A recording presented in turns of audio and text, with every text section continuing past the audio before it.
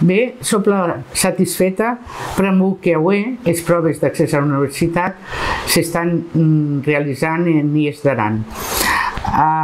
Això comença a finals de deuè, quan vengueren a visitar-me dos alumnes de grau de batxillerat, Carlos Lorenzo Cid i Àlex Godoy Soler, en demanar-me que les proves se poguessin anar a Val d'Aran. Me sembla força bé, ja anirem a veure el síndic, que també el considera prou important, el portaren al ple del Consell General.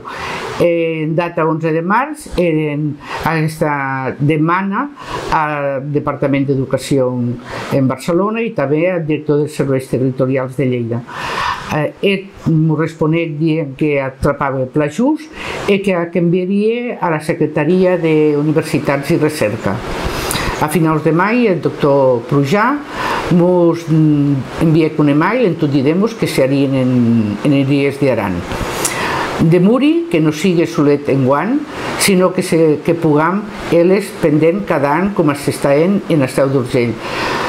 Per a mi que el desplaçament aquí a Lleida, l'allotjament, suposa una gran despesa també entre les famílies.